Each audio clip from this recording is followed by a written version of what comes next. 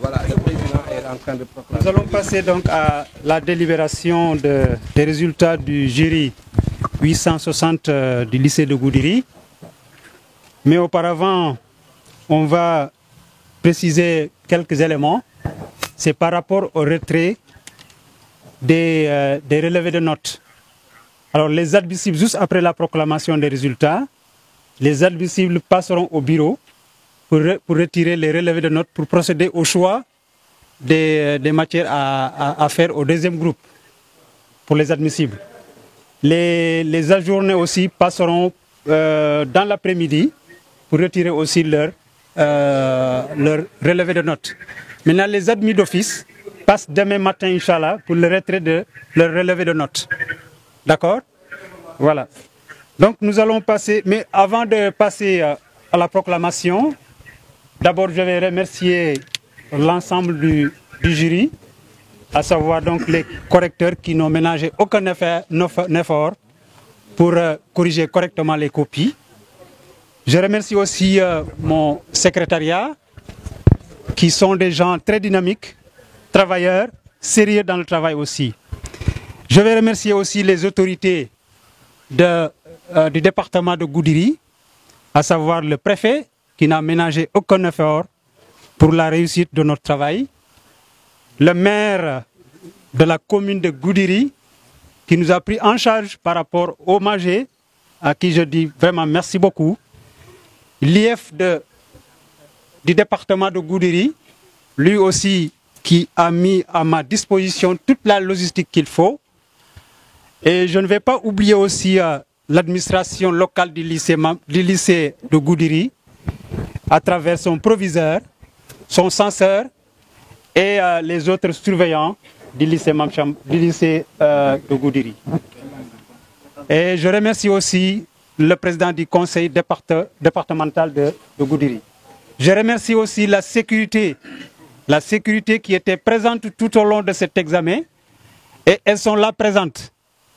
Elles sont là présentes. Elles nous garantissent la sécurité. On est en sécurité et je me sens en sécurité. Elles sont là présentes. Toujours, tous les jours, elles étaient là avec nous.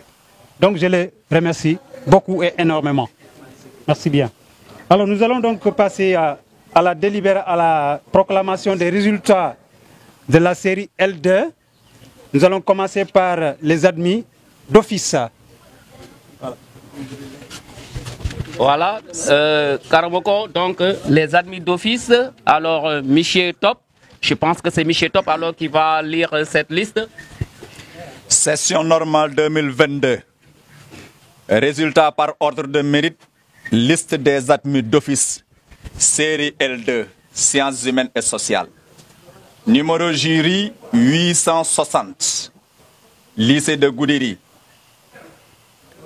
Numéro 136 477. Maringuette, assez bien. Mention assez bien. Lycée de Bala. Numéro 136 518. Mohamedou Mansour Diagne. Mention assez bien. Lycée de Bala. Numéro 136 546. Abdul Aziz Diallo. Mention assez bien. Lycée de Goudiri.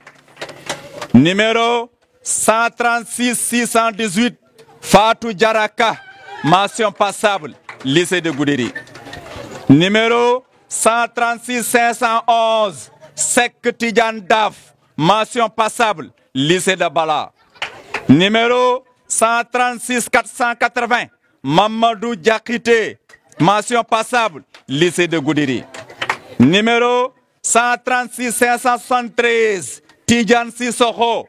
Mention passable. Lycée de Goudiri. Numéro 136 573. Tidjan Sissoko. Mention passable. Lycée de Bala. Numéro 136 532. Aïssata Si. Mention passable. Lycée de Bala. Numéro 136 496. Fidèlement Faletou Camara. Mention passable. Lycée de Goudiri. Numéro 136 525. Mariamo Boyba. Mention passable. Lycée de Goudiri. Numéro 136 605. Souleymane Ban, mention passable, lycée de Goudiri. Numéro 136 513, Papa Abdou Faye, mention passable, lycée de Bala. Numéro 136 615, Aïssatou Diawara, mention passable, lycée de Goudiri. Numéro 136 620, Fatoumata Ndaou, mention passable, lycée de Goudiri. Numéro 136 495, Abdourahman Ba, mention passable, lycée de Goudiri. Numéro 136 542, Saïkou Ba, mention passable, lycée de Goudiri. Numéro 136 494, El Haj Abdou Wilan, mention passable, lycée de Goudiri. Numéro 136 581, Khadijatou Anne, mention passable, lycée de Goudiri. Numéro 136 622, Maïmouna Ndiaye, mention passable, lycée de Goudiri. Numéro 136 548, Hassan Diallo, mention passable, lycée de Goudiri. Numéro 136 485, El Haj Mbagnik Faye, mention passable, candidat individuel Tambacounda Kaospe. Numéro 136 545, Nouhoum Sissako, mention passable, lycée de Goudiri. Numéro 136 481, Aïssata Diallo, mention passable, candidat individuel Tambacounda Kaospe. Numéro 136 613, Hawa Diallo, mention passable, lycée de Goudiri. Numéro 136 515, Maï Waïga, mention passable, lycée de Bala. Numéro 136 517, Nafissatou Badji, mention passable, lycée de Bala. Numéro 136 487, Maïmonou Koundio, mention passable, lycée de Goudiri. Numéro 136 521, Saïdou Koulibaly, mention passable, lycée de Bala. Numéro 136 602, Aminata Ba, mention passable, lycée de Goudiri. Numéro 136 597, Marissi, mention passable, lycée de Goudiri. Numéro 136 588, Ibrahima Guindo, mention passable, lycée de Goudiri. Numéro 136 549, Omar Diallo, mention passable, lycée de Goudiri. Numéro 136 557, Samba Niang, mention passable, lycée de Goudiri. Numéro 136 559, Madou Saou, mention passable, lycée de Goudiri. Numéro 136 580, Makatambadou, mention passable, lycée de Goudiri. Numéro 136 533, Gaïsi, mention passable, lycée de Bala. Numéro 136 585, Rokaya Dit Djainaba Dembele, mention passable, lycée de Goudiri. Numéro 136 627, Fatoumata Sow, mention passable, lycée de Goudiri, fin de liste. Le nombre est arrêté à combien? À 38 admis d'office pour la série L2. Oui, les sciences sociales et humaines. Sciences sociales et sciences humaines. Donc nous passons à la deuxième liste. Voilà. Moins admissible. Voilà, Karamoko, maintenant ils vont passer donc aux admissibles, toujours pour les sciences sociales et humaines pour ceux qui sont passés au second tour. Résultat par ordre numéro de table, liste des admissibles. Numéro jury 860, série L2, sciences humaines et sociales. Numéro de table 136 476, Ale Kane, lycée Goudiri. Numéro 136 482, Binetou Diallo, candidat individuel Tambacounda Kaospe. Numéro 136 483, Djenaba Diallo, candidat individuel Tambacounda Kaospe. Numéro 136 488 Rougui Laye, candidat individuel Tambacounda Kaospe. Numéro 136 490 Pape Ousmane Sarr, lycée de Goudiri. Numéro 136 493 Amadou Traoré, lycée de Goudiri. Numéro 136 498 Almami Diakhité, lycée Goudiri.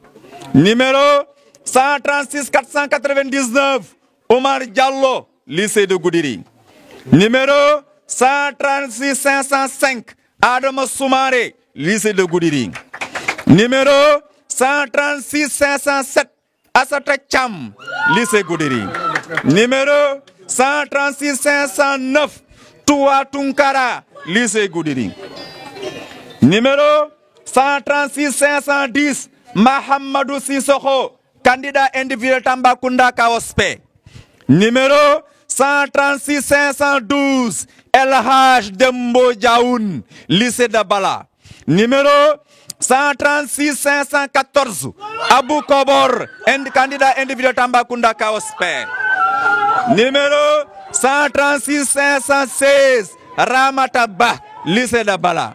Numéro 136 519 Salif Diallo, lycée de Bala. Numéro 136 522 Habibou Diallo, lycée de Bala. Numéro 136 523 Ablaye Ndaw, lycée de Bala. Numéro 136 524 Boubacar Ba, candidat individuel Tambacounda Kaospe. Numéro 136 526 Ndiémé Ba, lycée de Bala. Numéro 136 527 Aïssata Diallo, lycée de Bala. Numéro 136 528 Khadijatou Daba Diallo, lycée de Bala. Numéro 136 529 Magoudiri. Numéro 136 555 Adama Ndiaye, lycée de Goudiri. Numéro 136 556 Hamadi Ndiaye, lycée de Goudiri. Numéro 136 560 Lassana Savané, lycée de Goudiri. Numéro 136 567 Makan Diouara Diko, lycée de Goudiri. Numéro 136 570 Fatoumata Sow, lycée de Goudiri. Numéro 136 572 Hamadi Ba, lycée de Bala. Numéro 136 574 Ibrahima Diallo, lycée de Bala. Numéro 136 575 Souleymane Diallo, lycée de Bala. Numéro 136 576 Mohamedou Diaouné, lycée de Bala. Numéro 136 578 Abdou Cham, lycée de Bala. Numéro 136 579 Hawa Baro, lycée de Goudiri. Numéro 136 582 Yamadou Sissako, lycée de Goudiri. Numéro 136 584 Fatou Dembélé, lycée de Goudiri. Numéro 136 586 Ourey Dem, lycée de Goudiri. Numéro 136 587 Ibrahima Fofana, lycée de Goudiri. Numéro 136 590 Djibili, lycée de Goudiri. Numéro 136 592 Koleng Ndiaye, lycée de Goudiri. Numéro 136 593 Aminata Yoronguet, lycée de Goudiri. Numéro 136 595 Absatou Nguet, lycée de Goudiri. Numéro 136 596 Demba Simaha, lycée de Goudiri. Numéro 136 598 Famata Demba Cham, lycée de Goudiri. Numéro 136 600 Mariam Cham, lycée de Goudiri. Numéro 136 601 Aïssata Ba, lycée de Goudiri.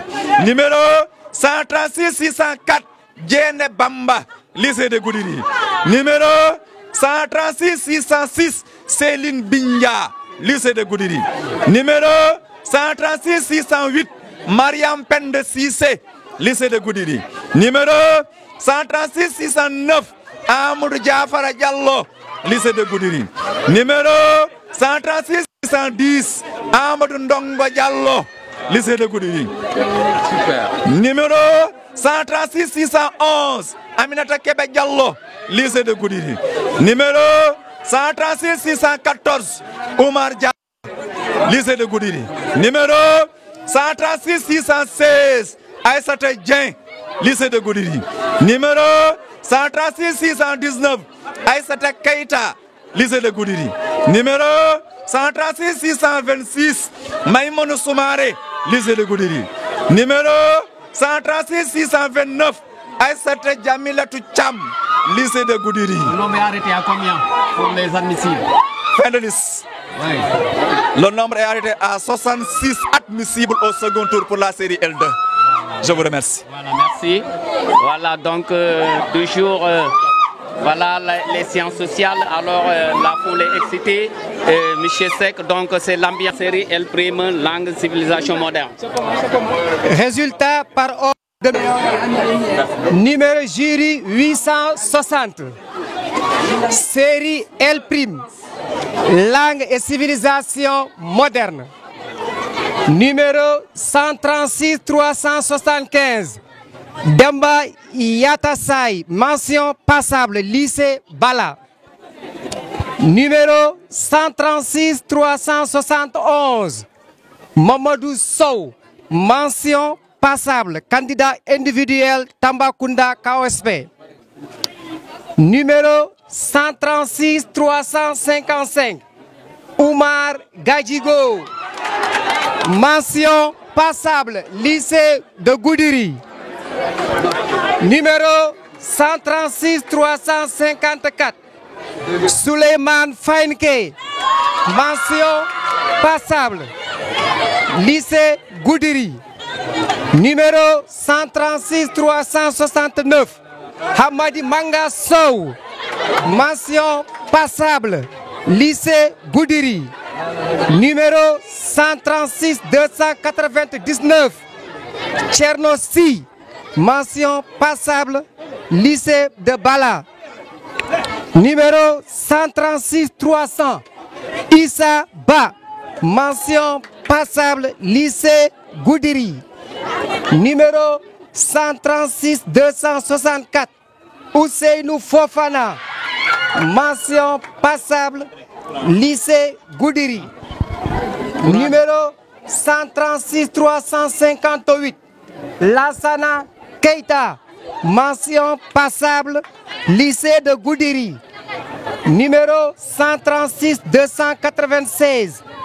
Mohamedou Lamine Conté, mention passable, candidat libre Tambacounda KOSP. Numéro 136 336. Seydi Koulibaly, passable, lycée de Goudiri.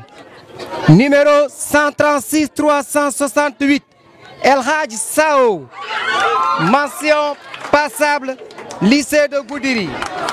Numéro 136 288. Saïdou Khan, mention passable, lycée de Goudiri. Numéro 136 348. Koutanding Diara, mention passable, lycée de Goudiri. Numéro 136 352. Daouda Diawara, mention passable, lycée de Goudiri. Numéro 136 356. Maïmouna Gakou, mention passable, lycée de Goudiri. Fin de liste. Et arrêté, le nombre est arrêté à combien? Le nombre est arrêté à 16 admis. Pour la série Pour la série L prime. langue civilisation moderne, voilà. Donc pour la série L prime, le nombre est arrêté à 1, à 16. Voilà. Alors nous passons maintenant à la proclamation des résultats des admissibles de la série L prime.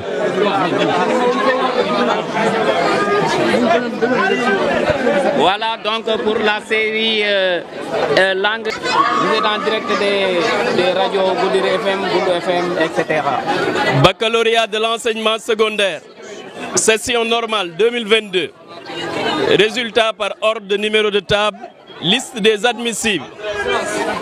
Numéro de jury 860, série L', langue et civilisation moderne. Numéro 136, 255, Ismaïla Sissé, lycée de Goudiri. Numéro 136, 265, Oumou Keita, candidat individuel Tambacounda, Kaospe. Numéro 136, 269, Mohamed Lamine Massali, candidat individuel Tambacounda. Numéro 136, 270, Hamidou Sam, lycée de Goudiri. Numéro 136, 272, Alassane Si, lycée de Goudiri. Numéro 136, 287, Boli Gako, candidat individuel Tambacounda. Numéro 136, 294, Sissé Tunkara, candidat individuel Tambacounda. Numéro 136, 298, Mamadou Si, candidat individuel Tambacounda. Numéro 136, 301, Yagouba Ba, lycée de Goudiri. Numéro 136, 302, Adama Sissoko, lycée de Goudiri. Numéro 136, 303, Tidjane Koulibaly, lycée de Goudiri. Numéro 136, 308, Amadi Diakité, lycée de Goudiri. Numéro 136, 310, Alpha Seydou Diallo, lycée de Goudiri. Numéro 136, 312, Khadi Diallo, candidat individuel Tambacounda. Numéro 136, 313, Pape Omar Diallo, lycée de Goudiri. Numéro 136, 317, Adi Koumé, lycée de Goudiri. Numéro 136, 320, Marem Soda Ndiaye, candidat individuel Tambacounda.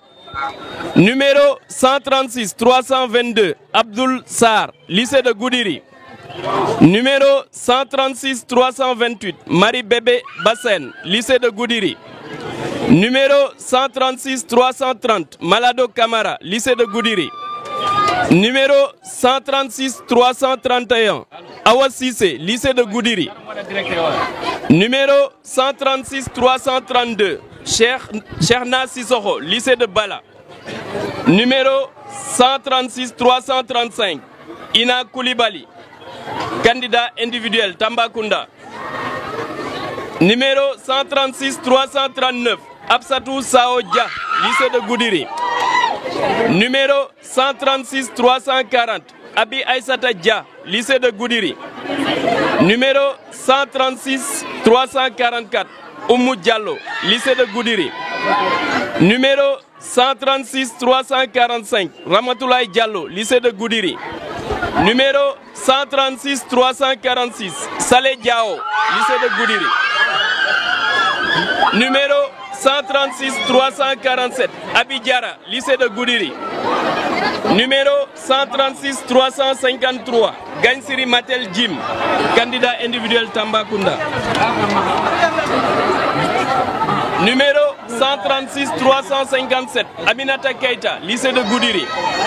Numéro 136, 360, Fatmata Mbaye, lycée de Goudiri. Famata, oui. Numéro 136, 362, Doussou Ndiaye, lycée de Goudiri. Numéro 136, 373, Ibrahim Assi, lycée de Goudiri. Fin de liste. Ah, super. Le nombre est arrêté à 34. Admissible pour le second tour. Pour le second tour, en L', en série L'. Second tour. Oui. Allô? De la série S2, baccalauréat 2022, bien sûr, pour le jury de 860. C'est Michel. Michel Niang. Michel Niang. Baccalauréat de l'enseignement secondaire, année 2022. Session normale. Résultat par ordre de mérite. Liste des admis d'office, série S2, sciences expérimentales. Jury 860. Numéro 136, 756, Oumar Saou. mention bien. Lycée de Goudiri.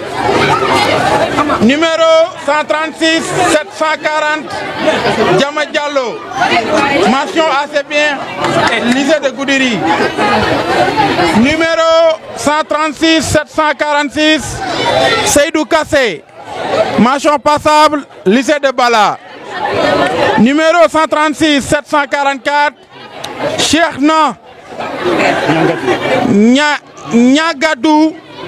Mention passable. Lycée de Bala. Numéro 136 737 Oumar Diakité. Mention passable. Lycée de Goudiri. Numéro 136 759 Hamdjatou Silla. Mention passable. Lycée de Goudiri. Numéro 136 762 Modou Top. Mention passable. Lycée de Goudiri. Numéro 136 761 Maïmouna Tambadou. Mention passable. Lycée de Goudiri. Numéro 136 753 Harouna Saho. Mention passable. Lycée de Goudiri. Fin de liste. Le nombre est estimé à 9 admis d'office. Voilà, 9 admis d'office pour la série S2. Je sais qu'ils sont 9 d'office. Voilà, donc pour le second groupe, Monsieur le Président, pour le second groupe. Alors pour le second groupe, nous avons, si vous voulez, donc 4 admis d'office admissibles pour la série S2. Alors je vais donner à Monsieur Nian pour la proclamation de ces résultats. Toujours pour la série S2. Les admissibles. Résultats par ordre numéro de table. Liste des admissibles, série S2, sciences expérimentales. Jury 860. Numéro 136 732 Malouma Ba, lycée Goudiri. Numéro 136 738 Abdoulaye Diallo, lycée de Bala. Numéro 136 755 Younoussa Sidibé, lycée de Goudiri.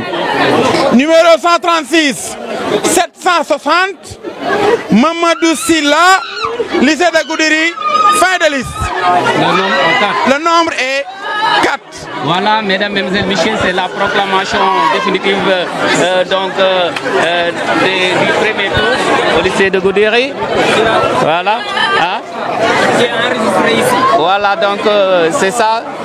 Fayinké, donc voilà la proclamation définitive alors des résultats du baccalauréat pour la session juillet 2022 au lycée de Goudiri. Alors, toutes les séries confondues, vous avez vu ces résultats-là. Je pense que dans l'ensemble, vraiment, c'est plus ou moins fameux. En tout cas, on retiendra que quand même, on a eu de très bons résultats. Attendons maintenant au second tour que les élèves viennent faire leur choix et éventuellement reprendre le second tour. Voilà, merci. Voilà, merci.